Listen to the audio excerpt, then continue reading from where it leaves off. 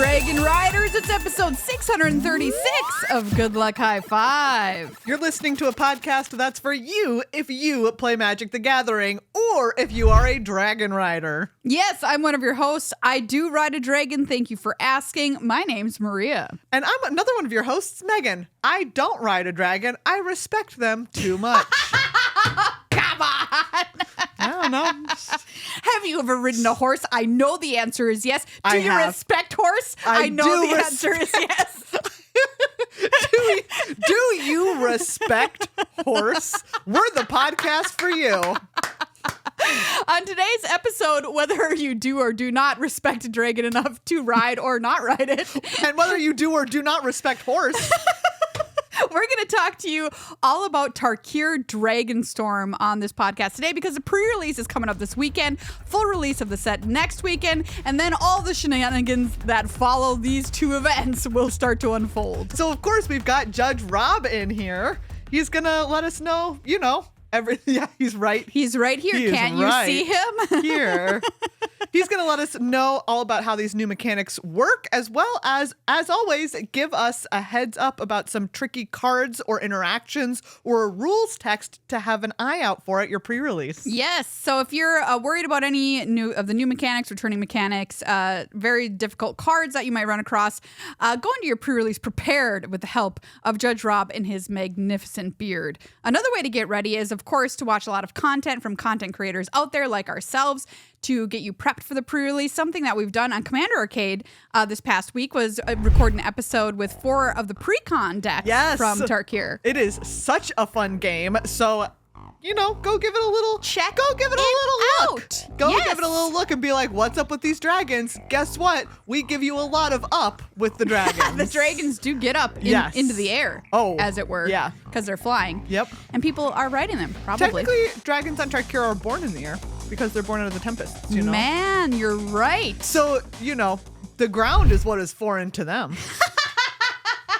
Think about it. Wow. Can you imagine being born into the air? It'd be so sick. It would be pretty spooky. As a person, it would be problematic. Do you think that the dragon gynecologists are also up there in the air? Obviously, Maria. How else are they going to watch out for the dragons? When will Wizards be brave enough to print the card Dragon Gynecologist? And it does have flying.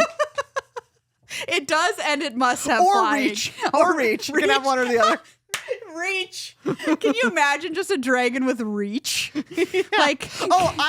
In my mind, I did not necessarily think that the gynecologist had to also be a dragon. I thought it was simply a gynecologist do dragons. That's a good point. I was imagining them as a dragon, but that doesn't have to be the case. Yeah, why? If you had a gynecologist was a dragon, how would you feel about that? A little worried about it. Dangerous. I'd be scared. Fire might be involved. Yeah. But you can check out that video over on youtube.com/@GLHF Commander. It is a great time. We also have an opportunity for you to win one of 3 Tarkir Dragonstorm prize packages just by commenting with your favorite moment from the show, which is very cool. We've never offered that many prize packages before, but we got sent a bunch of stuff from Wizards of the Coast, so thank you to them. So go check that out, win some cool stuff, and watch us play those decks. Gear up on some of the cards that you might see around your pre-release if you're planning to jam some games of Commander when you're out there for Tarkir this coming weekend. So some awesome content for you there. All right, Maria. Before we get started, though, we have some people to thank. And first and foremost amongst them are you, the patrons and the listeners of this podcast. Thank you so much to everyone who is a patron over on patreon.com/GLHF Magic. Yes, 100%. We could not do this without you. Content creators survive because the people who consume their content support them. And it just flat out would not be possible without your support. So thank you so much to everyone who supports us. We've got great rewards for you to say thank you for supporting us. If you do so, access to our Discord server, early episode releases, a whole bunch of fun stuff that you can read about over on patreon.com/GLHF Magic. And we have a new patron to thank. Yay! Thank you so much to new patron Mike. Wow, you've got a great last name that goes with that, but we're not going to say it. Sorry, I guess, to you.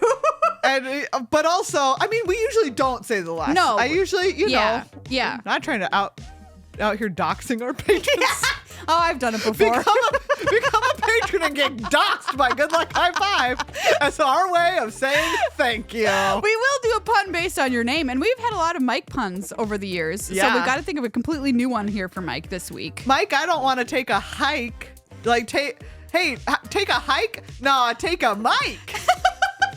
Because they're a great person. They're a great patron. Hey, Mike, are you Michelangelo? That's literally just a form of Mike. Because you've painted the Sistine Chapel of our Patreon by becoming a member. You're one of the many dollar bills or whatever funds you've paid in that are papering the ceiling of our Chapel of Love. Yeah, if you were to look at our video feed right now, we'd point it at the ceiling and you could see that our ceiling is papered in $1 bills. It's a really weird choice on our part, but but we did it. We committed to it, and it's the most expensive roof in Minneapolis. Some say, even beating the state capitol. I don't think it would take like how much dollar bills. It would take like $100. A lot. Oh, I thought just for the roof in here, just for this ceiling right here. I mean the room right above. I mean like in the room that we're in. To how many dollar bills would it take to cover this? This is like a simple math problem that neither of us is going to do. Yeah, it's geometry based. Get out of here. I want to say too before we start the show, we normally thank Dragon Shield later in the show, but I want to say up front, just in case, so people know, we have sleeves available for purchase now on Dragon Shield. You mentioned this on the show last week. We love them so much, and these sleeves are so great. Yes, we have got our Hippo Rainbow Feldegriff sleeves now available to purchase. We had a special event with Lodestone that we designed these for with our artist friend Chris, but they're now available wide release on Dragon Shield's website. All you have to do is type in the search bar GLHF and they'll pop up. And there's also sleeves with the Commander Arcade logo on them, which are also that's a great logo. They're all great. They're very great. cool. All Dragon Shield sleeves are great. They are, but these are especially great. They really are. So go check them out. You support Good Luck High Five if you get these sleeves too, by the way. So that's another way to support the show if you need sleeves anyway. And you can use code at checkout GLHF for 5% off, but that's not going to apply to these two sleeves because we're already being supported through these sleeves. Yeah. But other sleeves, it will apply to. So just go check out Dragon Shield, best sleeves in the biz, and use our code at checkout or get one of our two new exclusive Good Luck High Five sleeves. Thank you to our sponsor, Card Kingdom, cardkingdom.com/GLHF, the place to go for all of your Magic needs. Yes, Tarkir Dragonstorm is coming out fast and hot. Not this weekend, but next weekend. And how else does a dragon go? Yeah, very true. It seems to me that everybody is loving on Tarkir Dragonstorm right now. Yeah. It's just like people were ready for a magic set, if that makes sense. Absolutely, they were. They want dragon. Who don't want dragon? They respect Card Kingdom. They respect dragons. They do. They would and never they also ride respect them. Horse. Card Kingdom. They respect horse. Check them out at cardkingdom.com/GLHF. Get yourself some Tarkir Dragonstorm. Pick up some singles. If you go to the pre-release, you're going to open cards that you're not going to use probably, and you can resell them back to Card Kingdom for a trade-in bonus and turn them into cards you actually want. Like these sick Dragon Eye lands. They're so cool. The more I look at them, the more I like them. They're so good. I really like them. Are they going to be the ones you get on Arena, do you think? Ooh, I don't know. Right now, it's so hard because right now I have the SpaceX. Oh, yeah. And it's hard to beat the SpaceX are like pretty incredible. Do you know which ones I have enabled right now? Wow. Let me think about this. Bloomborough. No. I have the Vigilance. Of course you do. Of course you do. I should have guessed. But before that, it was the Secret Lair Tarot card lands. Oh, yeah. Which those ones are still my favorites. I'll check out for you. Yeah. But then I was like, oh, they have the Vigilance for sale. I got to enable the Vigilance. That's and if you listen with your kids, you're welcome. You're welcome. Have a fun time with that one. Gotta learn sometime. Gotta learn sometime. Welcome, Judge Rob, to the show to talk about Tarkir Dragonstorm. Hey, Rob, how you doing? Doing pretty well. Well, doing okay. Aren't we all? Yes, let's get real. Let's get real. In the personal Magic universe, we had the PPR that was pretty great. Yes. And D20, a store that I like in the area, ran an event that they do called the All Rare Draft, where they rare repack and then have everybody draft, and it's cross-pod pairings. We did 7 rounds of Swiss. We had 73 players. That's awesome. Yeah, we've been doing that twice a year. That's so fun. Cool. Yeah, it's a blast. Are the decks like stupidly overpowered? No, because it turns out that rares aren't good at certain things. Yeah, that's very true. They're, Some like, rares are just garbage. Not a lot of like rare removal is like less common. True. Yeah, they try very hard to make sure it's in there, but it's also like it's not even that it's less common; it's that it's weird, right? Yes. And so you end up with like strange conditional removal spells or like 4-mana exile target creature if it's a god or whatever kind of things. What sets were we culling from here for this? Oh, everything. Just everything. Like, yeah, Great. this is they go through and they get a whole bunch of rares. They try to color, equalize them, distribute out removals so that it's evenly distributed. There's lots of wraths. It's so awesome. It's a blast. It's a fun time, and we oftentimes get a lot of really weird judge questions. Yeah, I imagine. The classic one that comes up every time, mutate, and I go, oh, let me talk to you about mutate. Yeah. And then they go, my creature is face down and it has disguise. And I go, oh, that's this is an exciting adventure that like most people can't give the answer to. Yes. So very true. Happy and blessed are we. #blessed. That mutate is not in this set. Yep. Rob, this set, everybody is very excited for it.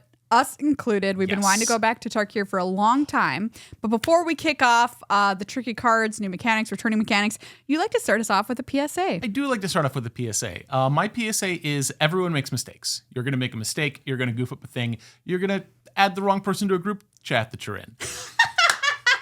I'm going to do things like that too. Yeah. Double check stuff. Yeah. Like if it's important, the phrase that I like is make haste slowly. If it's important that it's done fast, it's important that it's done right the first time. So wow. I think really that's a great point. Yep. Make haste slowly. Yep. I think about that. There's also one, what your head doesn't do, your feet must. Oh. Like if you don't think about what you need before you go somewhere, you're going to forget something and then have to turn around and go back for it. Rob, that's the story of my life. Yeah, I right. But it makes me think every time before I leave, I'm like, am I going to have to come back for this? Am I going to have to, if I don't use my brain here, which sucks and it's hard, then I'm going to have to use my feet, which also sucks. And so I'd rather just use my head. Beautiful. So yeah, you're going to make mistakes, like think slower. Oh, I should mention that we do have a new patron. It's that a guy who publishes the Atlantic. We didn't give him a pun, but he did just join us on Patreon. It's pretty cool. I wish. Someone get the Atlantic into our Discord. There's definitely a story to break in there. Oh, yeah. Big time. Yep. Big time. All sorts of stories to break in our Discord. Hey, we're going to start things off with returning mechanics. Yeah. Rob, what do you got for us? Oh, we have a couple of like oddballs. One of them is an unnamed mechanic that's back. It is Behold. Behold a Dragon. Wait, this is returning? Well, so they had this in a bunch of cards like Jeskai Barrier and Silmagar's Scorn and stuff in the previous cons block.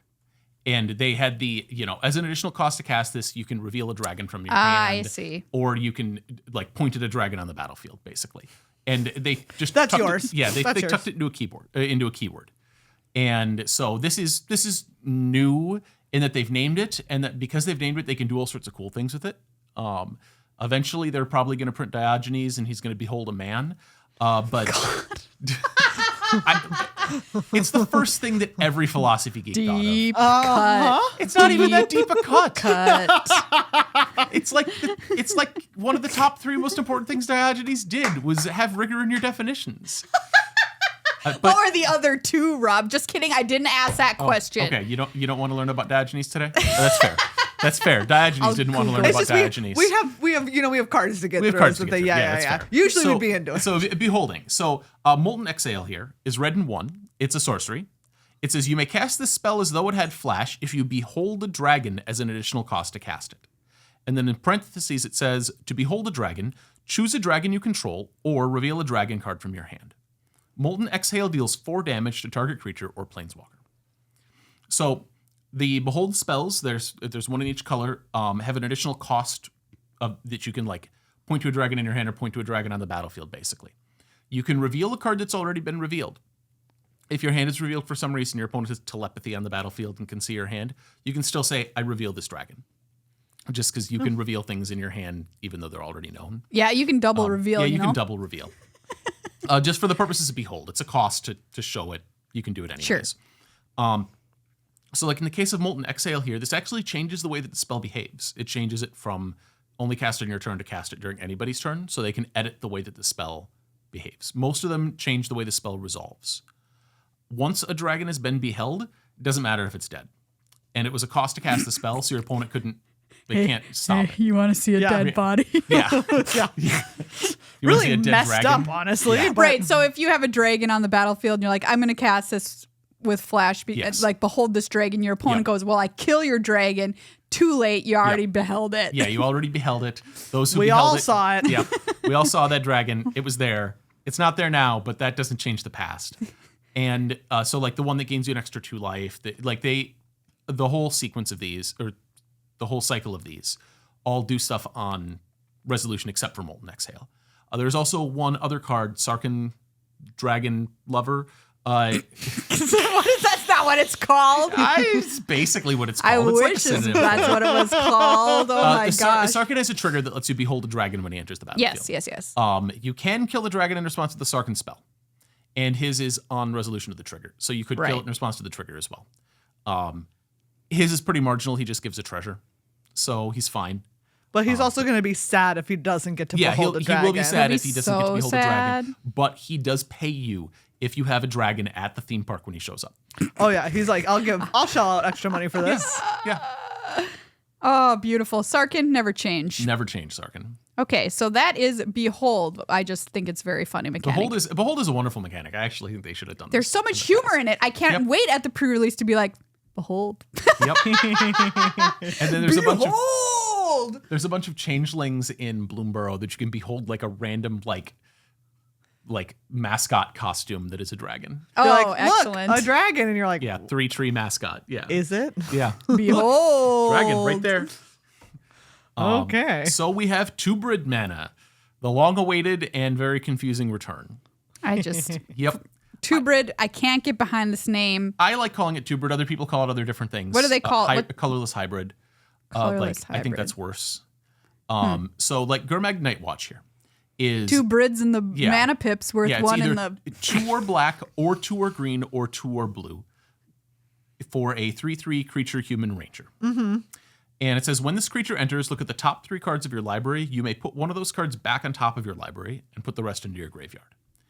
We don't really care about that text box. It's a cool text box. These are all really like good actually if you cast them for their value. What these are is you can spend either a black or 2 for the first pip on Gurmag Night Watch. And that is anytime that you're casting the spell. But it is still a mana symbol with a 2 in it, so it always counts as 2 for determining mana value. This is always 6 everywhere. On the stack, on the battlefield. It doesn't matter what you actually paid for it. The symbol says 2, it counts as 2. You can also reduce this with things. Harmonize can reduce the colorless component. If you pick colorless to pay, if you harmonize these, which we'll talk about in a bit, you can reduce that cost, which is pretty interesting.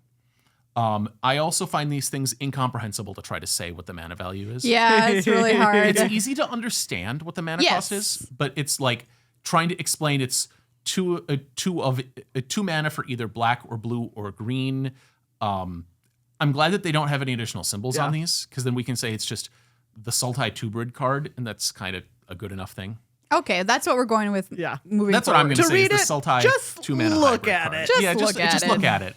Trying to explain it to your friends is just like, here, I'm just going to hold up this flashcard of what You'll this card get has it. for You'll mana. get it. You'll get it. It's pretty easy. In practice, it's not that hard to figure out what these are for casting. They're just hard to say out loud. Now we're going to turn our attention to new mechanics. Yeah, the new stuff. Every clan gets a mechanic, and the dragons get a mechanic. Sick. So there's 6 brand new things. We're going to start with Mobilize, the Mardu mechanic. Mobilize, Stadium Headliner here, is a single red for a 1/1 creature goblin warrior, and it says Mobilize 1. Whenever this creature attacks, create a tapped and attacking 1/1 red warrior creature token. Sacrifice it at the beginning of the next end step. And it also has red and 1, sacrifice this creature. It deals damage equal to the number of creatures you control to target creature. Excellent. So this card's great. This card's very cool. The art is also very funny. Yes. Somebody's in like a circus throwing a goblin at somebody's face. Yes. have a free goblin at high speed. No, thank you. Yes. So the deal with mobilize is whenever this creature attacks, and attacks is a term of art in Magic. It's one of the terms that means something special. It means it changed from a status of not being an attacking creature to being an attacking creature. And when it does that, it gives you a token that's going to ride along on this combat and get sacrificed at the beginning of the next end step. Might be relevant if you have multiple combats. And that 1/1 warrior token. It's a red warrior. It's not a goblin, unfortunately. Stadium Headliner doesn't make goblins for your goblins deck. Will be attacking. They can block it. They can not block it. It'll die at the end of the turn, probably. The other thing with Stadium Headliner is I wanted to reference its ability.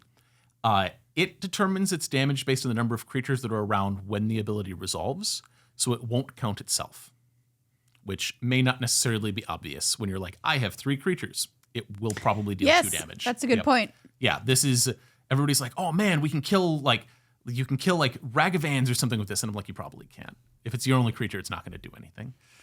Important to remember. Yeah. The flip side is Mardu goes really wide with Mobilize, and so it'll oftentimes have a lot of things, and you can activate it instant speed, mobilize a thing, and then shoot something during combat. Yes, I played this commander deck on Commander Arcade, the Mardu deck, and it was surprising to me how easy it was for me to develop my board, even after I was sacrificing things for value or whatever. Yeah, because they're there post-combat as well, so if you have sorcery speed, aristocrats effects to sacrifice to, they'll be around, assuming your opponent doesn't block them. We're going to talk about Flurry next, the Jeskai mechanic.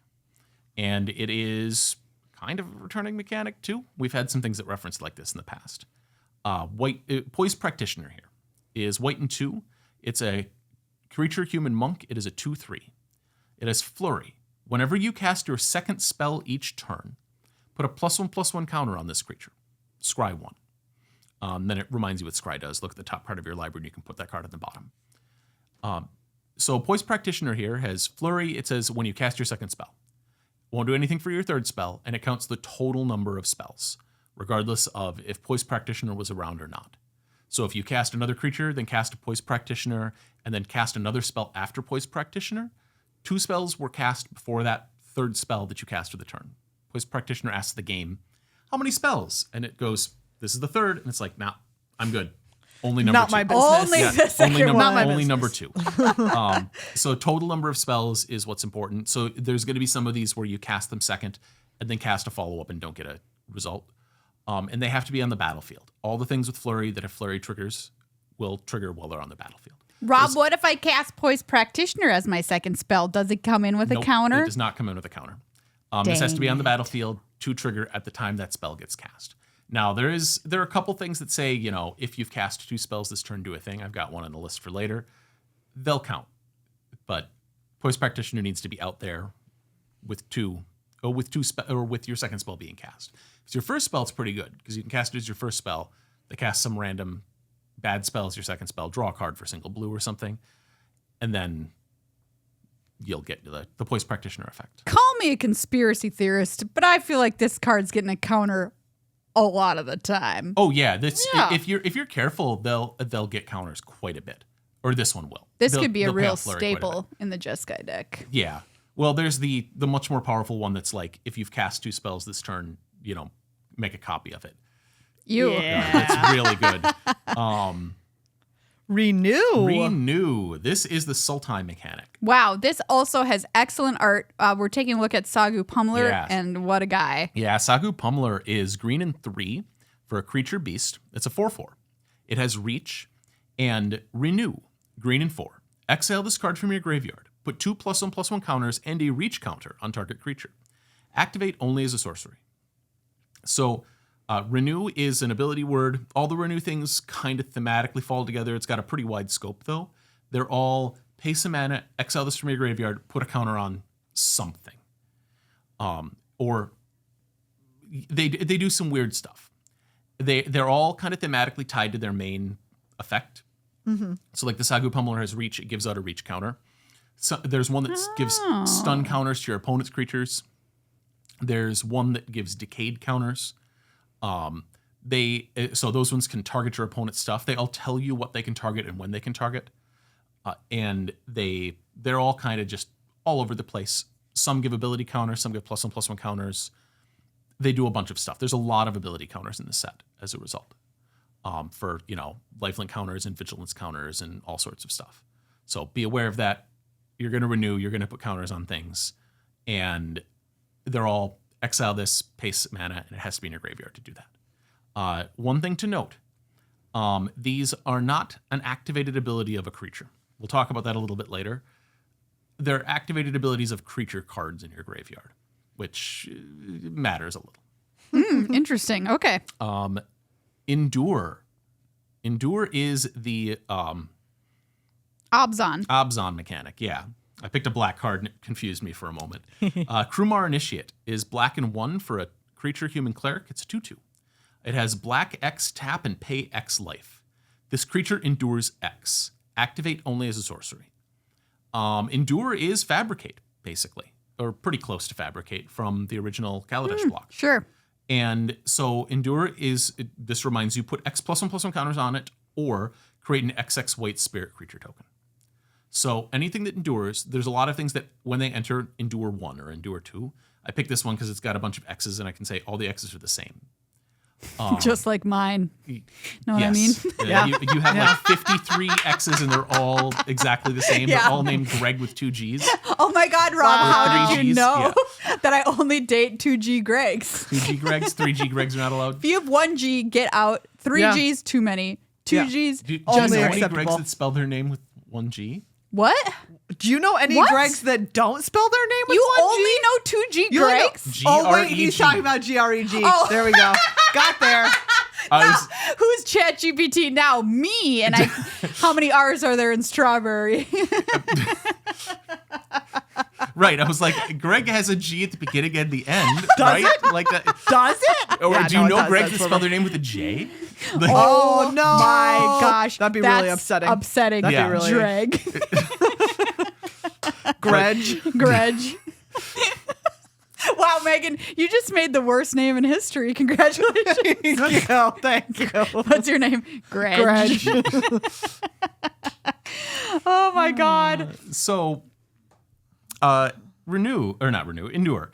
Endure, you choose at the time that you're instructed to endure, which is usually a trigger, sometimes it's an activated ability.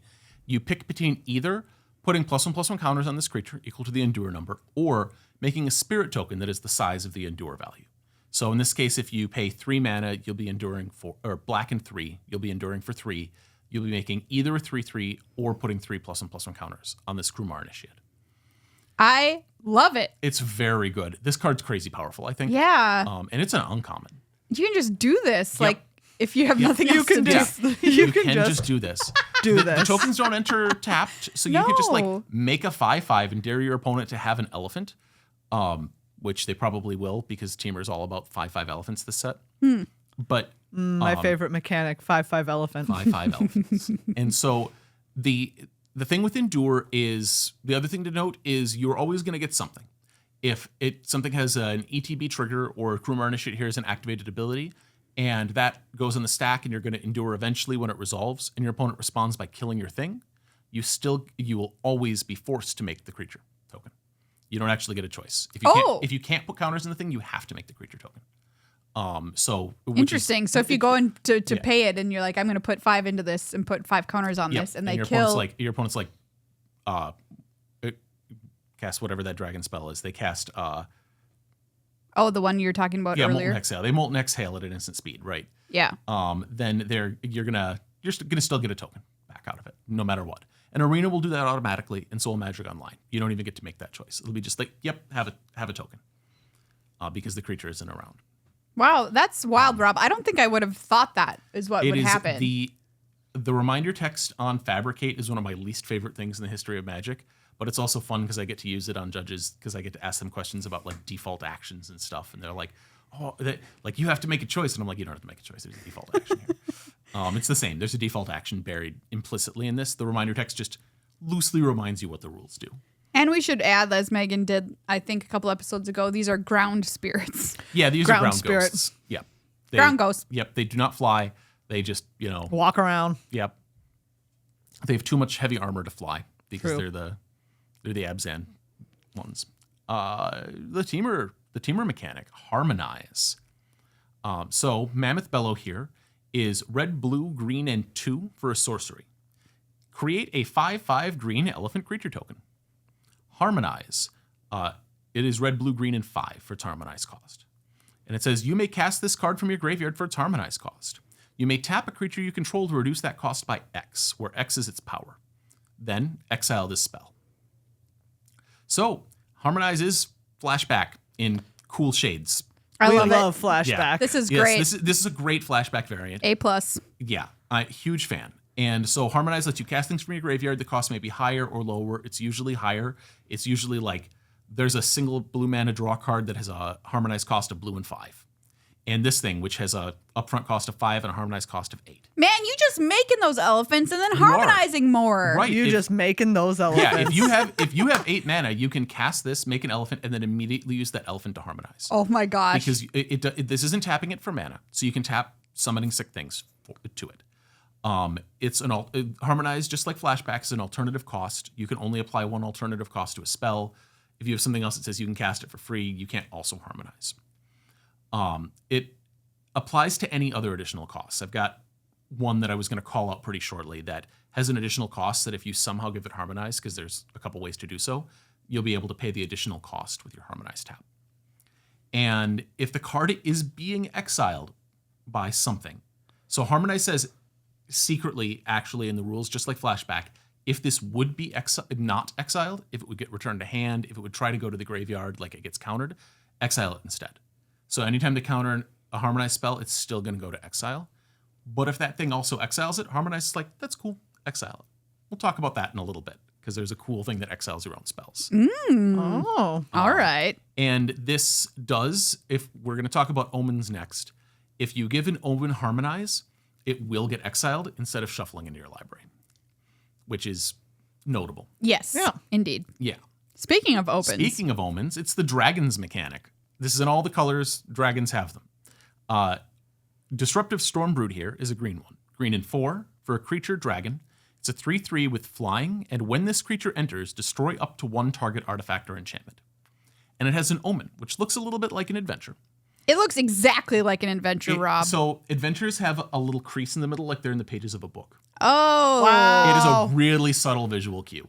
It's very annoying. Love it. I just have to say, I think this is bad that it looks exactly the same. I think that this should be called out a lot more. I think they should have a totally different frame for it really is confusing. And I mean, I know they're different sets and everything, but if I was just playing a random deck in this, I would assume it was an adventure. You have to think about what this is going to look like in Commander in 5 years. When exactly. Somebody plays Petty Revenge here, or Picklock Prankster's Petty Theft, right? They're both petty cards. One is a right. They're both. Yeah.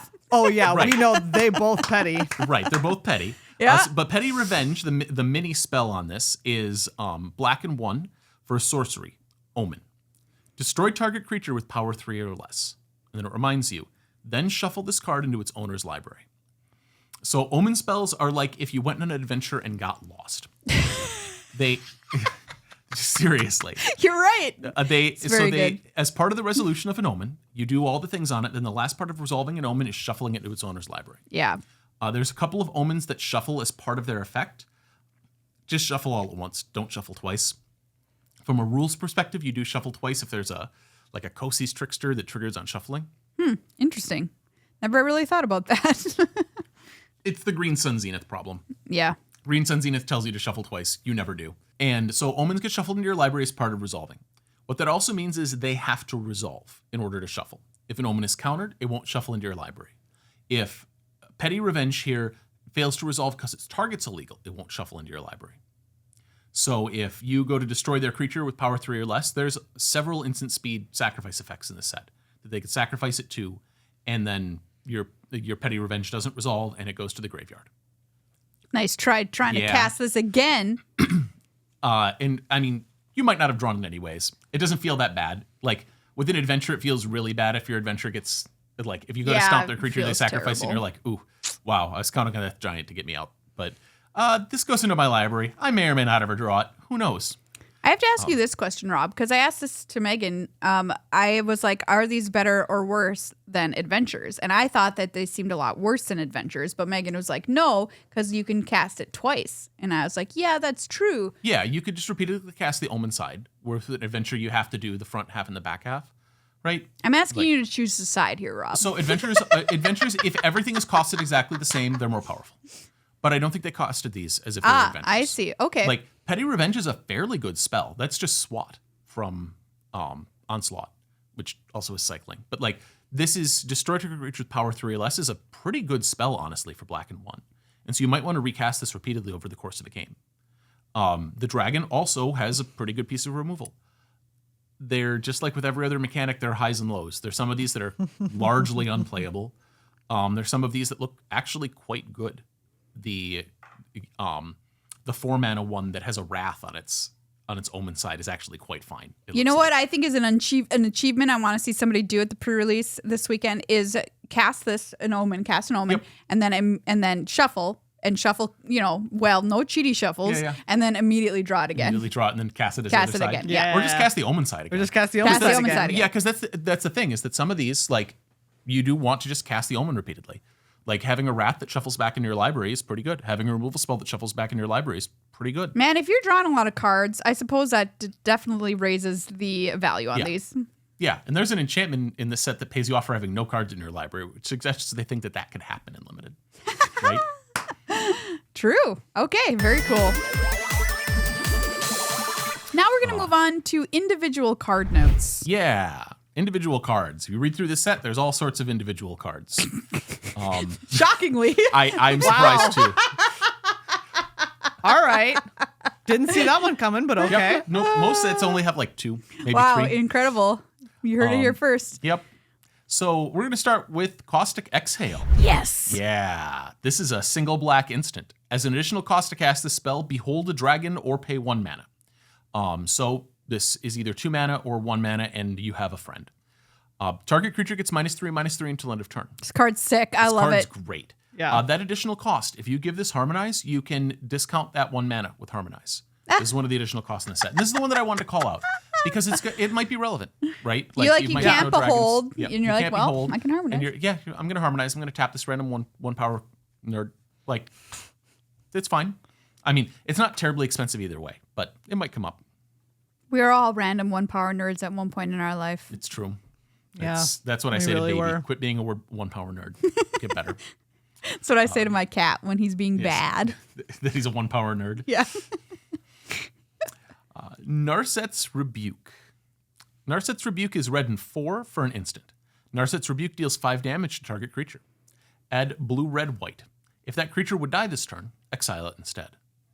This card seems sweet. Yes, very good. It gives you a refund to set up Flurry, but the refund is dependent on there being a target. If all the targets of a spell are illegal, it doesn't resolve. So again, if they sacrifice their creature in response, you're going to get nothing. You don't get your 3 mana back. It's going to be kind of sad. Just be aware that this might not go the way that you expect sometimes. Just like this moment between Narset and Sarkhan. So true. Yep. Wow. You could get rebuked. Yeah. And he probably deserved it. Narset probably was right. Yeah, she probably was. I assume. Narset can do nothing wrong. Haven't you heard? She never adds people to group chats. Yeah. No. She never would. Ever. Yeah, she probably just wouldn't ever. She'd probably just be like, group chats suck. Yeah. Man, kids these days are in so many group chats. Did you know this? You're not? Oh, God. If you're the person who gets left out of group chat. If you're not in the group no. chat, you're the one that's not in the you're group the one chat. You know what I mean? What do you mean kids are in so many group chats? I mean, what do you mean? Like, I've been in 100 group chats for the last 20 years. I don't understand. Exactly, like, what do you mean? I don't know. I wasn't doing a lot of group chats. Was I? I mean... But also, like, messaging was different when you were a kid. Like, what, you're going to, like, beep, beep, beep your phone? No, but, like, online. Like, I was in a lot of group chats on AIM Rob. and MSN There was Messenger. group chats on AIM, was there really? Yeah. I don't remember. I used these for work at I remember one a point. chat Learning room. a lot about Maria's Chat room. high school and college social life. A lot of one-on-one chats. AOL Instant Messenger had group chats. It Oh my did? God. Yeah. Wow, I don't remember this. I mean, I'm sure now that you're saying it, I'm like, was there? God, I don't ever remember. Holy crap. Was I always the one who wasn't in the group chat? Rough for you to find out this way. If I'm the one who's not in your group chat, will you please just tell me? Do you want me to make secret? Well, I can't even make secret channels in the Discord that you can't be in because you're the admin. Yeah. So like you're automatically able to see anything that I make in the Discord. But I just hear from people that the kids these days are group chatting a lot. And I'm just saying that's a recipe for disaster. I don't even know what that means. I mean, you're not even know what that means. You're not wrong, but what does a lot mean? Like how many chats is too many? That's a good question. That's also a great question. That's a really good question. Now I'm sitting here like, how many group chats am I in? I don't know, like 3, 4. Some of them you don't want to be in, so you just forget about it, but you're still in it. Wow. You know? Does having a private Discord count as a group chat? Discord? I was not counting Discord. Oh, what? Discord counts? I was counting like text messages. That's what I was thinking of. Oh. But I suppose maybe I'm just not being, my brain needs to expand what a group chat is, the definition. Yeah. I mean, we're talking about AOL and MSN, right? Like those are group chats. If we mention AOL again, our show automatically gets deleted from Apple Podcasts. You can edit this entire segment out. Like that's no, we're keeping in. Fair. People need to hear about this. Oh my also, God. it's true that if we say it one more time, they're going to be like, "You're too old to be online." Okay, before we move on, because we've mentioned it already too many times, I need to know everybody's old AOL name. I just need to know your handle. I have to be honest, I don't remember. You don't remember. I didn't care enough. Did you were you AOLing? I was, but I will say also that I wasn't until college. Oh, sure. Okay, because that was like more when it was like a thing. You're in baby mode.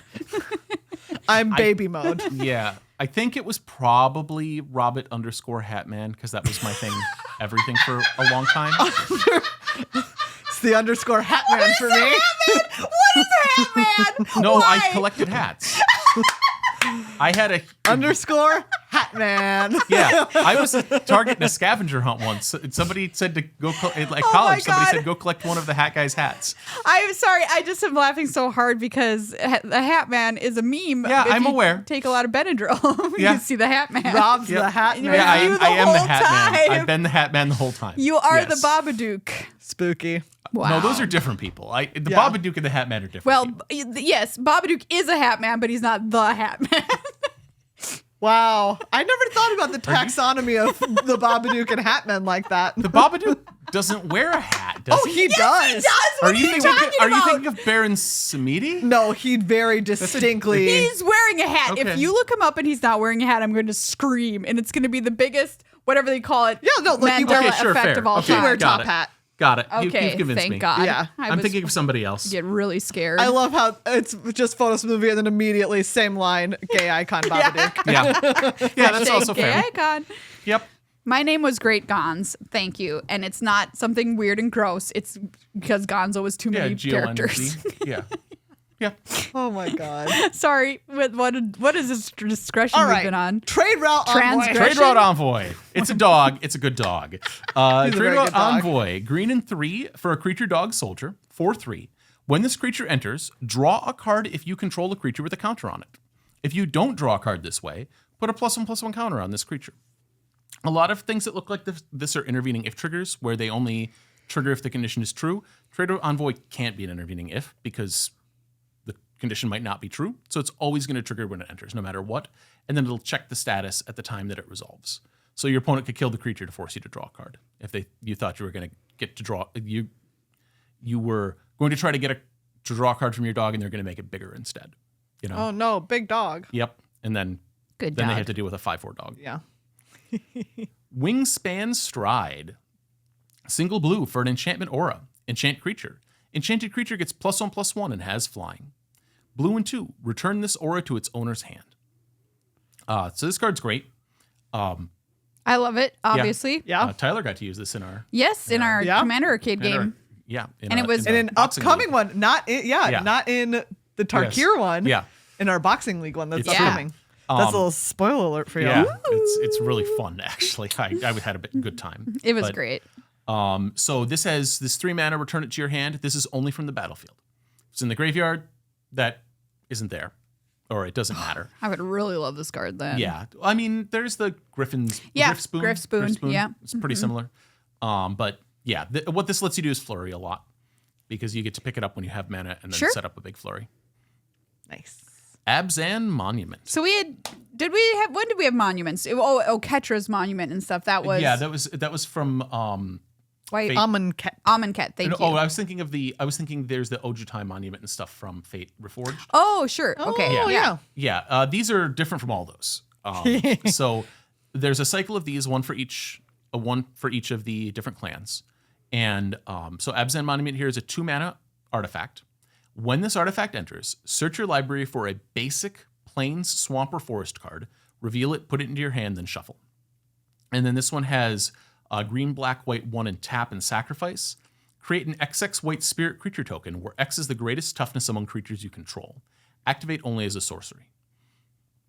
So all of them, ETB, find a basic to your hand, and then have a bunch of mana in clan color to do a thing. Make 2 birds, make a couple zombies, etc. Make an elephant? I think you make an elephant, yeah. And so they all make a thing. They all pay you off later. The thing with them is their trigger isn't optional. When this enters, you must search. So if you've surveilled in like the top card of your library, well, that's too bad. You're going to be searching, even if you don't find a thing, because your opponent doesn't know whether or not you have any planes left. You can just say, oh, don't got any. You have to search, you have to shuffle. So it will change the order of your library. Sure. Like regardless of anything else. Yeah. So be aware. They're all pretty good, honestly. They all fix their colors pretty nicely and then pay you off later. Aegis Sculptor. Aegis Sculptor here is blue and 3 for a creature bird wizard. It's a 2/3. It is flying, ward 2, and at the beginning of your upkeep, you may exile 2 cards from your graveyard. If you do, put a +1/+1 counter on this creature. Nice. Just pretty great. Yeah, I love this. You Excellent. need to have 2 cards to do this. If you only have 1, you can't do it partially. You can't exile 1 card and not get a counter. You can't be like, I'm trying. Yeah, you can't. So there's things that care about when cards leave your graveyard. Yeah. In the set, and so if there's a card like that and you have 1 card and you're like, I really want to exile it, have it get a friend. Put another card in your graveyard somehow to get your 2 cards to be able to use your Aegis Sculptor. Armament Dragon. What a cutie. Yeah. Yeah. Oh man, this armor is so good. He looks sick. Yeah. He looks stylish and, feminine. Is this a lady dragon? Could no be. idea. So green, black, white 3 for a creature dragon 3/4 flying. When this creature enters, distribute 3 +1/+1 counters among 1, 2, or 3 target creatures you control. Beautiful. This is really good. The thing is that distribute has you make the choice while targeting. So you pick how many targets and you distribute the stuff during targeting, but they don't get there until it resolves. So your opponent knows if you're going to put all 3 counters on one thing, they know that. If you're going to go 2 and 1, they know which is getting the 2 and which is getting the 1. And so that's a distribution as part of the target because it determines how many targets you're going to have. Mm-hmm. And so it's all set up during the targeting of the trigger. Effortless Master. Effortless Master is red-blue 2 for a creature orc monk. Effortless Master is a 4/3. Vigilance, Menace, and this creature enters with 2 +1/+1 counters on it if you've cast 2 or more spells this turn. And so that's a trigger that's not a trigger. It's a replacement effect that replaces entering with entering as a bigger thing. And it'll be the case if it is your second spell, because you cast it as the second spell and then it resolves. So this is different. So in this it's instance, a little bit different from Flurry. Yeah, it sounds like Flurry. It's like, if you flurried this turn, it'll be bigger, and that counts itself as part of the Flurry, basically. So other stuff does not. This one is specifically. The one that does. Yeah. Fresh Start. Fresh Start is blue and 1 for an enchantment aura. It has Flash, enchant creature. An enchanted creature gets -5/-0 and loses all abilities. That's a bad fresh start I for know, that I was creature. going to say. It's like whoa. It makes it a tabula rasa. It's a blank slate. It's like a baby. It's just... They should call this card baby mode. Yeah, they can call it baby mode. Baby mode, no. So the thing with Fresh Start here is I think that they probably shouldn't have printed this in this set. Ability counters are weird. They are counters that get a timestamp, like a card does.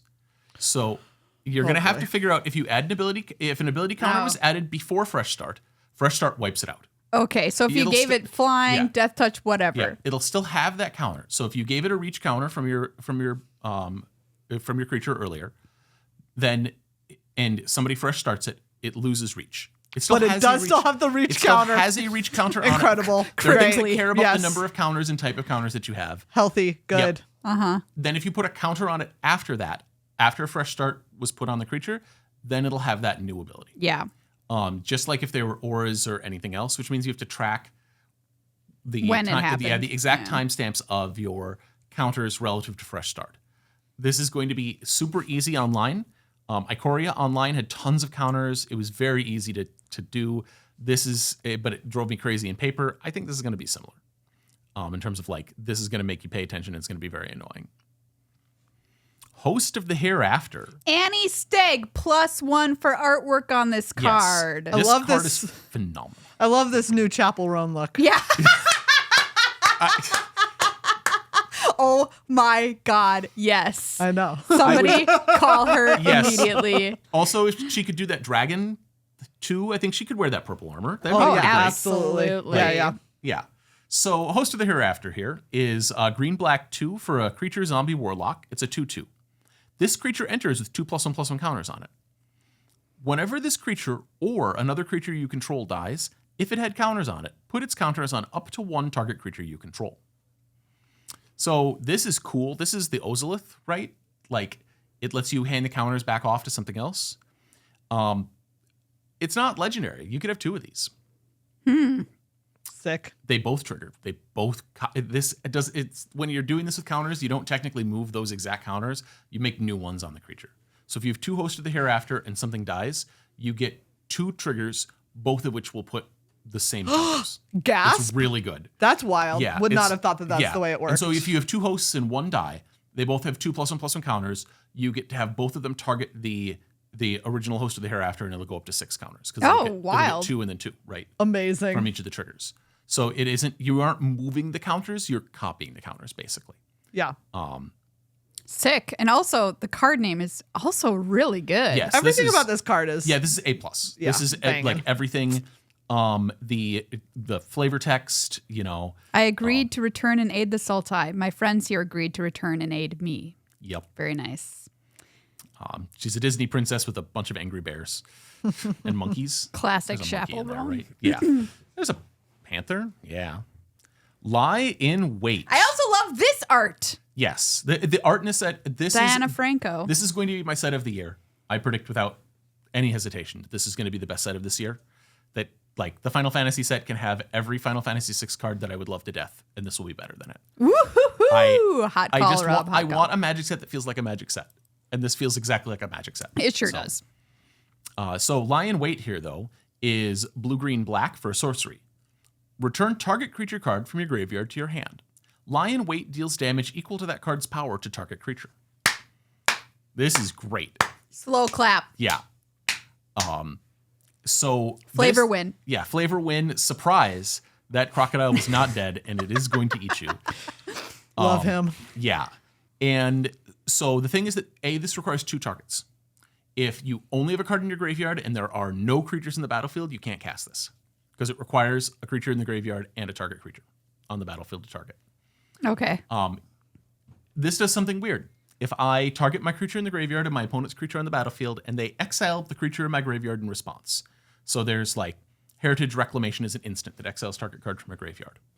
What do you expect to have happen? I don't get to deal no damage. You get to deal damage though, unfortunately. Nice.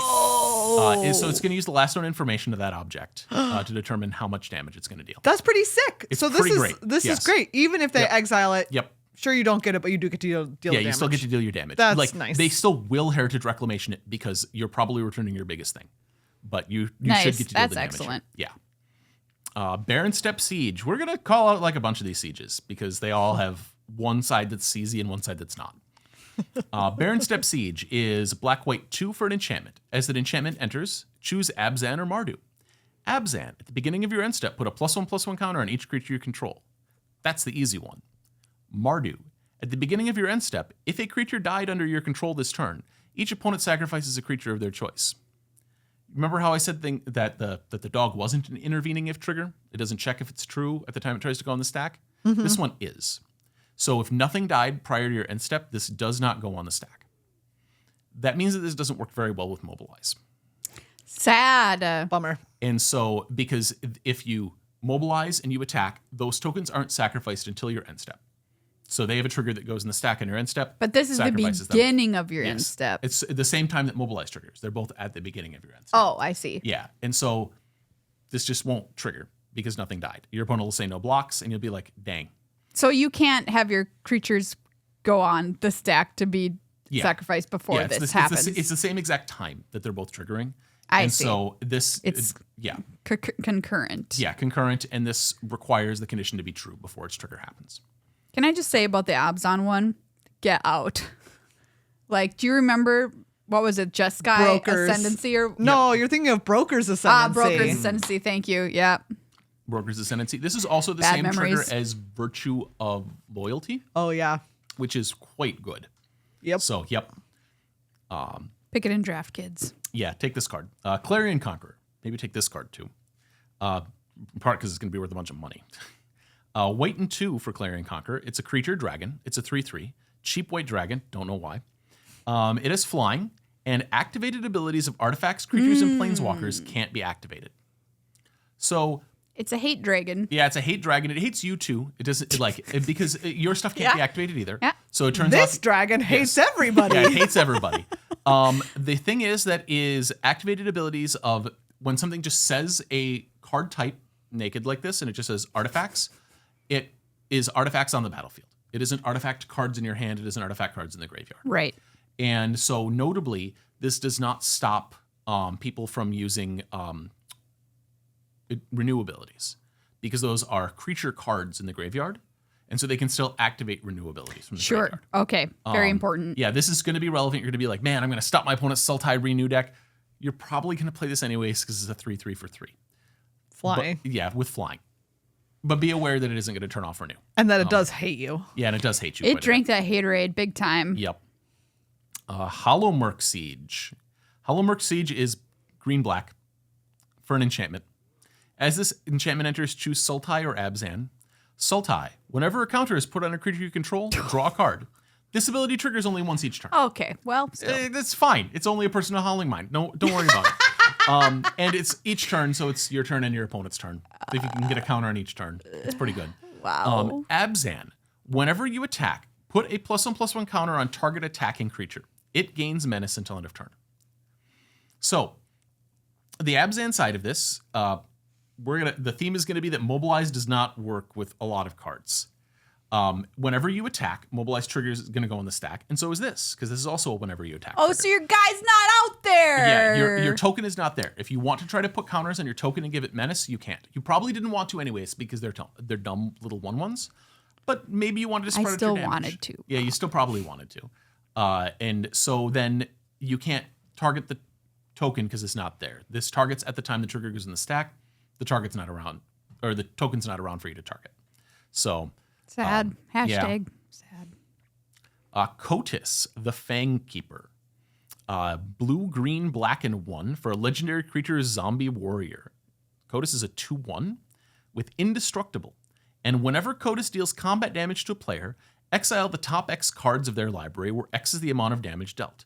You may cast any number of spells with mana value X or less from among them without paying their mana costs. So we talked about X being the same on the Endure guy earlier. Mm-hmm. Yeah. Every X is the same all the time on Kotis. It's determined by the amount of damage he deals to an opponent. Replace every X with that number. And so if you haven't boosted Kotis and he attacks and he gets through, it's 2. You're going to mill 2, and you're going to get to cast anything that is 2 or less. And it is cast. So you don't get to play lands. But if you reveal 2 different 2s, you can cast any number of them, so you can cast them both. Nice. It's Villainous Wealth that attacks. It is hard to kill. This card is crazy. Yikes. Yeah. The one you put it that way, Rob. Yeah. That's like, if you look at this and you say Villainous Wealth, it's about, Unstoppable Villainous Wealth. I'm a fan. Lotus Light Dancers. This is blue, green, black, and 2 for a creature zombie bard. This is our first zombie bard. That almost certainly I'll go true. find out. Okay. Yeah, you all keep talking. Yeah. It has lifelink. And when this creature enters, search your library for a black card, a green card, and a blue card. What? Put those cards into your graveyard. Oh. Then shuffle. This is still very good. It is the only one. Yeah, Wow. it does not surprise me. Like that, I didn't know it was a bard until I read the type line. Honestly, it makes it way cooler. But so the thing with this is you get to search for 3 different objects. One of them blue, one of them black, one of them green. If things are multicolored, they don't count for both. They count for just one. So if you search for a card like the Hollowmurk Siege above that is green and black, you can pick it as either your black card or as your green card. And then you get to search for the other side. So you get to search for like a Croteak or something. Right, exactly. For your green card. All of these finds are technically optional. If you're like, I only want a blue card, I don't need the other 2, that's fine. Your opponent doesn't know whether or not you have any green or black cards left in your library. You aren't obligated to find if the card has a characteristic to find. So you can search for just one card here, or you can search for 3 different gold cards. It's pretty good either way. Mardu Siegebreaker. Honestly, maybe the coolest card in the set. They're riding a This art is also sick. Unreal. Both versions of this. If you go look at the alt frame version, it's also incredibly good. Chris Seaman, A+. Yes. Black, white, red 1 for a creature human warrior. 4/4. Death Touch, haste. Already fine. I need this card. Yes. I'm sorry, Rob. I'm freaking out right now. When this creature enters, exile up to 1 other target creature you control until this creature leaves the battlefield. Bad. Whenever this creature attacks, for each opponent, create a tap token that's a copy of the exiled card attacking that opponent. At the beginning of your end step, sacrifice those tokens. Very good. So what this does is it comes down, it eats one of your other things, and then gets to attack right away as a 4/4 Death Touch haste. And that thing gets to get mobilized, basically. You put a token copy of it that's tapped and attacking. And someday when this dies, the original thing comes back, so you don't even really lose anything. If the exiled card isn't a creature, like say that you crewed a vehicle and then ate it with your Mardu Siegebreaker, it's going to enter the battlefield, it's going to be tapped, and it won't be attacking because non-creatures can't attack. This may or may not be good. It also will get exiled on your end step. Or it's going to, sacrificed on your end step, not exiled. So dice triggers will take effect. If the thing has an attacks trigger, so we mentioned something that attacks to trigger and mobilize has to have changed status from not attacking to attacking. Mm-hmm. It won't trigger. So if the thing has a mobilize ability, it enters and it's always been attacking. It knows nothing but war. It never started in peace. So it doesn't get to have its attack triggers. Poor guy. Yep. So you don't get to get additional mobilize triggers out of your mobilize cards. Instead, you just get every ETB and leave this battlefield trigger and a free size category. And, it's really good. So this is like if you're playing 1-on-1, what's the point? The point is that you get to ride along with a free giant thing. It's actually very cool. And it gets to attack for free, right? And then even if they block it and it dies, you still have the original under this guy that'll come back when this guy goes away. If you have anything with an ETB trigger, you get to trigger every single turn. Okay. And that's pretty good. That's true. That's true. And you don't even get to feel bad about being forced to attack with it. And that's pretty good. That's pretty good. I was trying to figure out good ways to do interesting things with vehicles because they're pretty safe. There's the unidentified hover ship that exiles a thing and then they manifest red. Point. Yeah. And so you just get to eat a thing and manifest red for them every turn. Yikes. And then there's no real drawback. I think there's a lot better things to do. I just thought it was interesting. Naga Flesh Crafter. Yuck. Yeah, this guy's bad news. So blue and 3 for a creature snake shapeshifter. This also might be a unique type line. It's a 0/0. You may have this creature enter as a copy of any creature on the battlefield, just like Clone. Renew, blue and 2. Exile this card from your graveyard. Put a +1/+1 counter on target non-legendary creature you control. Each other creature you control becomes a copy of that creature until end of turn. Activate only as a sorcery. This is Mirror Weave, it's a one-sided Mirror Weave. This does some strange things. The creatures don't enter the battlefield, so they don't do ETB triggers. It copies their base qualities, base characteristics, but without entering the battlefield. So if there's 0/0s that enter with counters, probably don't target them to make them your base thing. Or maybe do it. I'm not your dad. Whatever. But this is going to just turn everything, like overwrite the base characteristics of everything with the one thing that you target with the Naga Flesh Crafters Renew. It is going to be a blowout. It's going to kill people a lot. You're going to get flying with this quite often, I think. Yeah. Nice. Because you're going to be like, pick this dragon in my graveyard. Everything's a dragon. I don't get the ETB trigger and I don't care. Attack you for 15 flying. Yeah, you lose. This is another unique type line. Wow. First and only snake shapeshifter. Neat. I don't know why it's not like a zombie. This thing looks undead, right? Yeah. Oh, no. The thing in front is not the Flesh Crafter. The big like The flying snake thing in the back is the Flesh is- Crafter. The Flesh Crafter is wearing the because it's a Naga.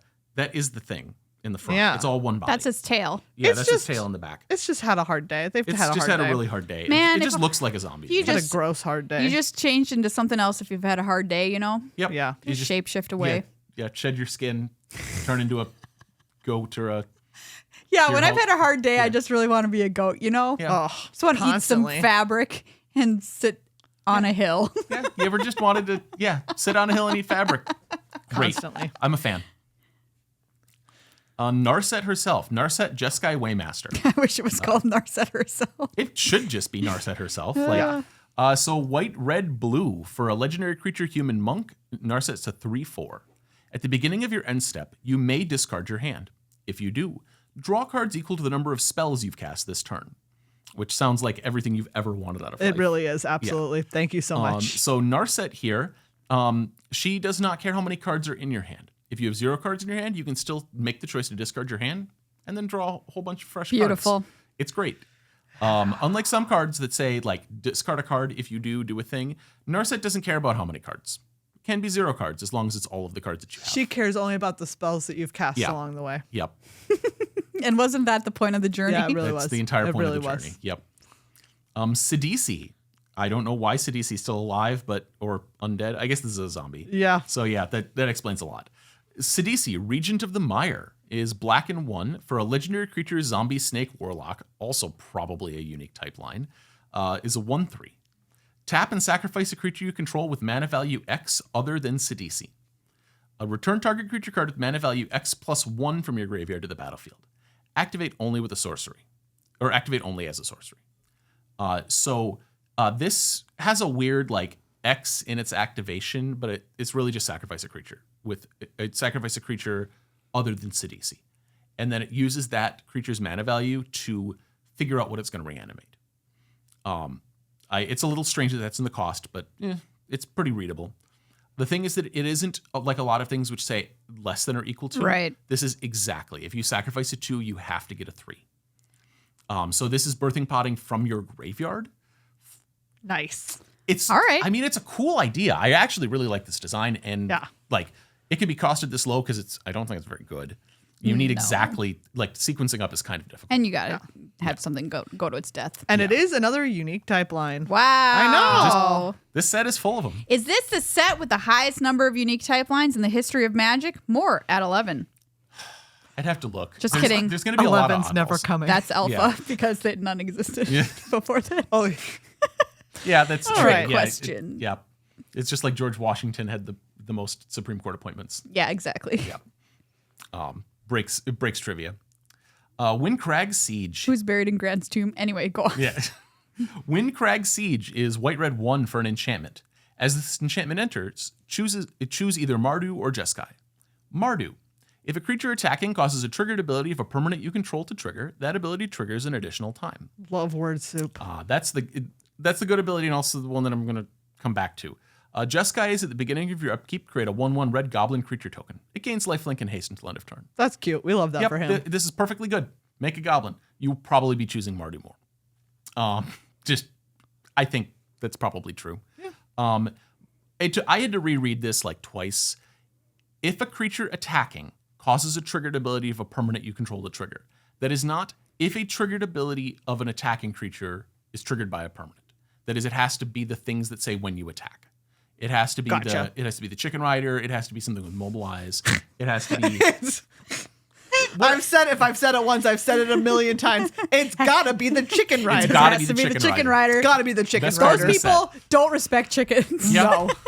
No. So yeah, it has to be something that is if a creature has a trigger that says when this attacks, this will double that trigger.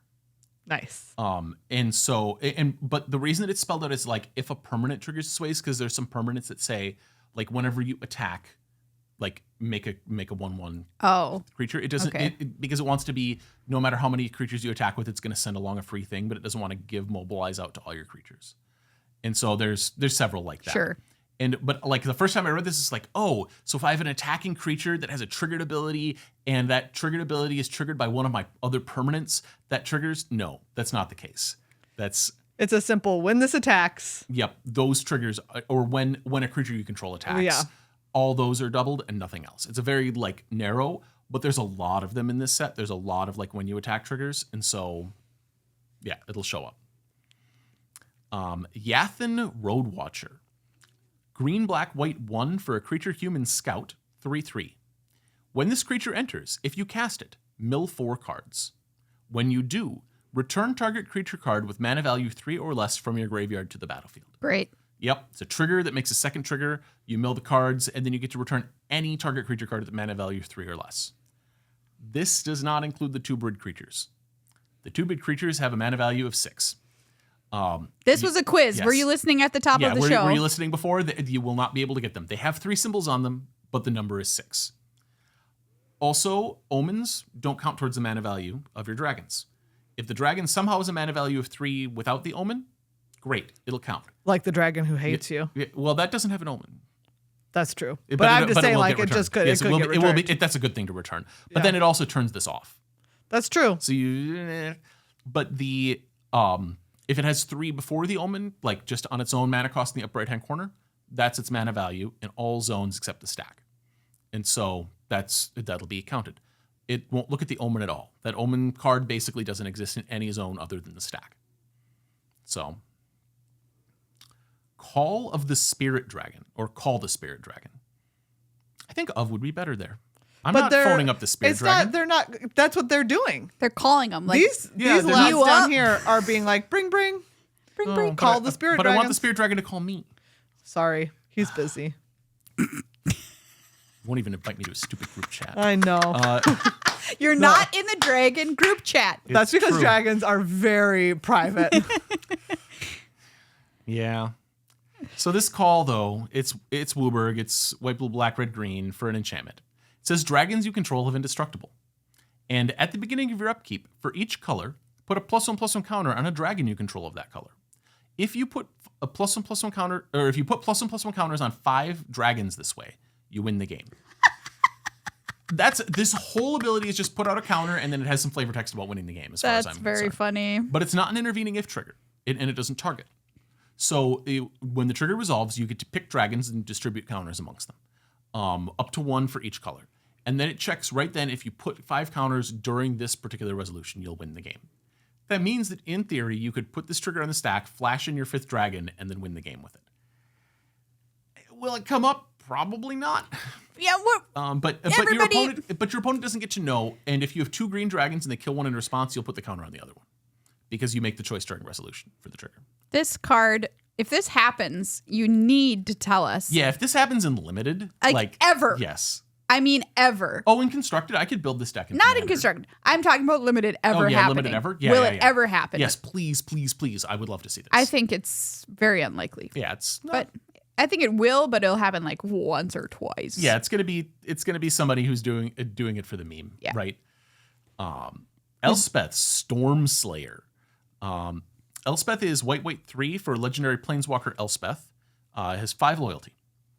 Her static is if 1 or more tokens would be created under your control, twice that many tokens are created instead.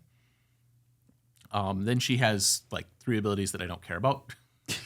Like she makes tokens, she puts counters and things and gives them flying, and she destroys target creature an opponent controls with mana value 3 or greater. Wow, I care about these abilities, Rob. Well, I care about them in gameplay, but not from a explaining the rules to people perspective. So the first ability it doubles your token creation, and there's going to be a lot of token creation, especially with Mobilize in this set. If a trigger tracks a token like Mobilize does, and it sacrifices that token, it'll look at both of them. So if you mobilize with Elspeth on the battlefield, you do have to sacrifice both mobilized tokens that you create. Gotcha. Rob, I have a question. Yeah. Didn't at one point somebody say they were not going to print planeswalkers with static abilities anymore? No, you heard that in your dreams. Yeah, this was somebody told you that. You dreamed someone said that because you wished it were true. Yeah. I just feel like somebody back me up out there. Now. Maria, I don't know what to tell you. Literally, no one has ever said that because it simply is not true. Well, okay, so because what happened? They were the first time it happened was War of the Spark. War of the Spark. Sorry, yeah. And like people are like, we're forgetting these all the time, right? So it was specifically Teferi, the big mean guy. So it's the 4 Curse Walkers, right? Are the problems in that set? It was Teferi, Narset, Karn, and Tamiyo. Yeah, were things that impacted your opponents. And if you note, all the statics are not on all the time statics that affect your opponents. On any of these, they're like this, where it's a positive thing that applies only to you, and it just does its thing. Yeah. Okay. Well, that's a fair point. And so they don't do the Curse Walker types of negative statics anymore on Planeswalkers, which big fan. And if you know, they did go away for a little while after War of the Spark. They didn't do any at all. So that might have been what Mara was talking about. Is we don't plan to do this, and they realized that they need to because Planeswalker design's so limited otherwise. Yeah. Yeah. So maybe he did say it, and you are all gaslighting me. Well, he said they weren't going to do Curse Walkers. Honestly, those are some of the most annoying and terrible. No, designs. they're awful. Yeah. They're awful. Narset is one of the most egregiously unfun and also really annoying to play with cards of all time. We rewrote policy for that card for tournaments. Wow. Because it was leading to a lot of really bad situations, and so she has that humble brag. Yep. They rewrote policy for me. Yep. No big deal. Yeah. Sorry. Yeah, her ex Sarkin also got policy rewritten for him because of Nexus of Fate, but because it was printed as only foil. But so they're the policy rewrite power couple. Stormscale Scion. Stormscale Scion is red 4 for a creature dragon. It has flying. Other dragons you control get +1/+1 and storm. When you cast the spell, copy it for each spell cast before it this turn. Copies become tokens. So it makes a bunch of copies of its spell on the stack, and then those turn into dragon tokens. Love it. This is the card that they spoiled. Is like, look, it's Dragon Storm, right? That's. Yeah, I did not. Yes. I missed that, and oh my god. Yeah, it was one of the first cards spoiled in the set. They're like, look at how cool this is, and I was like, that is cool. It's also like an algebra problem. So Storm only counts other spells that you've cast. So it's like Super Flurry. The Stormscale Sign itself does not increase your storm count. If it is the first and only spell you cast, Storm will trigger and make no copies, and you get just a 4/4. Because it only counts other spells that are cast. Yeah. The Stormscales also only boost other dragons, so they don't boost themselves. So it's not trivial. Like, you end up in the situation where you're like, count up the total number of Stormscales. Each one points to the other one. Like, other dragons get the boost from all the Stormscales, so you have to count like. I have 5 Stormscale dragons, which means each one is getting +4/+4, which means those are 8/8s. And then my other dragon is getting +5/+5, which means it was started as a 4/4, which means it's a 9/9. This is very annoying. I don't know why this algebra problem exists. Be careful with your math is what we're saying here. I mean, your opponent will probably concede. If you Stormscale Scion for 3, they'll be like, wow, that's awesome. Boom, and they'll explode. Like, it's just, it's super cool. This is actually a non-offensive use of Storm. I like it. Like, it just makes 4/4s without haste. Yeah, like, that's whatever. nice. I'm not offended. Yeah. Okay. Yeah. Taigam, Master Opportunist. Taigam's 2/1 for a legendary creature, human monk. There's a lot of those. You don't have to look that one up. And it's a 2/2. It has Flurry. Whenever you cast your second spell each turn, copy it. Then exile the spell you cast with 4 time counters on it. If it doesn't have Suspend, it gains Suspend. What? And then it has a bunch of reminder text in Suspend, which says at the beginning of its owner's upkeep, they remove a time counter. When the last time counter is removed, they may play that card without paying its mana cost. If it's a creature, it has haste. This is wild. So this card is bonked. Yeah, this card is totally insane because what it does is it gives your second spell, like, it throws it a few turns into the future. Yeah. To automatically set up Flurry on that turn, right? Because you count down the Suspend, and then you cast that spell because you're casting it off of Suspend, and then whatever spell you cast that turn, in addition to it, is going to trigger Taigam as well. I love this guy. Yeah. Now you have to hang out for like 7 turns to make that happen or something, but still pretty nice. It's very cool. Stuff to note about Taigam, and this came up at the PPR. Taigam exiles the spell, the prime spell that you cast. that exact spell gets exiled, and a copy of that gets put on the stack. That prime spell gets exiled off the stack. If it was cast with Harmonize is like, did you exile that spell? And Tygum goes, I did. And Harmonize is like, great. It can go to exile and be suspended. Nice. So Brian Kibler was doing this with his elephant token maker. Oh my God. He was like, make an elephant. And then I'm going to cast another spell and then harmonize with that elephant to make an elephant with suspend. Oh, nasty. It was very good. This card is super weird. If you've never played with suspend is putting things on layaway. You do a thing, you remove a counter every upkeep. When it goes to 0, you get to cast it. If it somehow is a land, you get to play it. It is technically optional now. If people are like, no, you have to cast that spell, that was the case until about a year ago. Suspend is now optional. Yeah, it does say you may play it. They may play it. There used to be, like, if you played during the original Time Spiral, when it was originally, like, if you're like me and you realize that, Time Spiral was like 20 years ago or something like that, and you're like, oh man, I remember forcing my opponent to cast Thesis on their own creature to die. Yeah, that doesn't happen anymore. That time, it do be spiraling. Yeah, it do be spiraling. Man, I love that Bob Dylan song. Do you want to guess how many human monks there have been in Magic? Ooh, okay. That's a great question. It's going to be like 70, right? I'm guessing 86. Okay, you're taking the over on 70? Yeah. Okay. Rob, and you're taking 70? I'm taking 70. The number is 81. You got me. 81. You were both closer We're than over very and an absolute guess number. Yeah, for sure. So if my copied spell ends up being the second spell that comes off of, because I had 2 spells on suspend, does it copy itself again? So somehow, okay. The thing is that you can't do that with Tygum, because Tygum only does this once per turn, right? Whenever you cast your second spell each turn, it copies and suspends it. Yeah. With 4 counters. And but so what if I had, by magic, put another suspend if you had spell? 2 spells with suspend coming off at the same time, then you would get to pick which one resolves first. So there's suspend trigger resolves, you play it, it resolves. Then the other suspend trigger resolves and you play it, and that would trigger Tygum, and then send it back into suspend. So the answer is yes. Yeah, this is a Doctor Who card. This is a card from the Doctor Who Timey-Wimey deck, and it's going to slot right into anybody's Time Counters Matter Very suspend cool. deck. Love it. Oh, the other thing is that if the second spell is a creature spell, you're going to create a... No, you're not. You're going to have a token of that placed on the battlefield as the spell resolves. Spell resolves into the token. Note for Elspeth, who copies tokens that are created, because she says, yep. If one or more tokens would be created under your control, creature spells that are copies on the stack enter the battlefield. They are not created like a card that says create a token. Wow, so Elspeth good point. won't copy Tygum's. So if you play like a single blue draw card and then a Runeclaw Bear or Grizzly Bear or whatever is your second spell, you play that 2/2. The copy on the stack resolves into being a bear. It is not created using the word create, so Elspeth doesn't see it. All right, good to know. This is not going to come up very much at all, but it is a thing that drives me insane that tokens are not. Yeah. Token copies that enter off of spells are not created.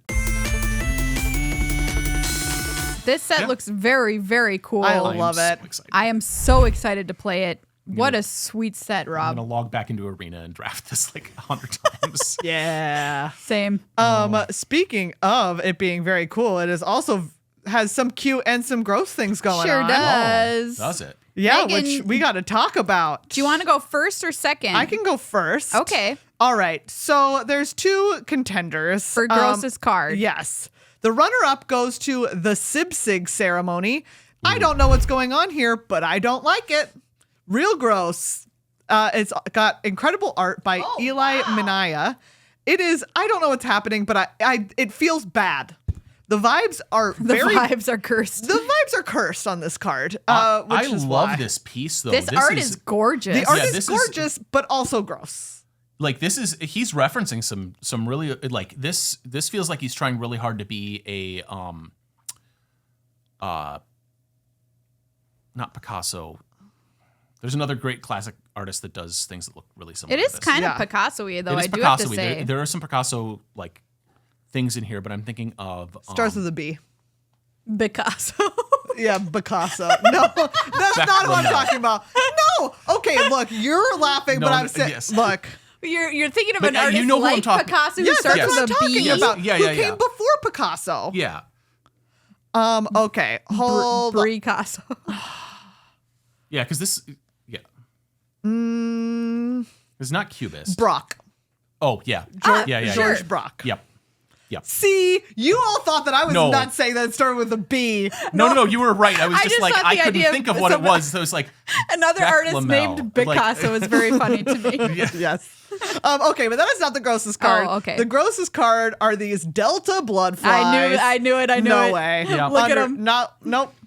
Under Gross. no circumstances. They want to eat you. They want your blood. Yum, yum, yum. Don't let them have it. That seems bad. You're going to get some diseases from these guys. I love them. And it's such a close-up so that you can see all the mandibles. I know. You can look right at his face. Right at that face. I think he's pretty cute. So, congratulations, Delta blood flies. Grossest card.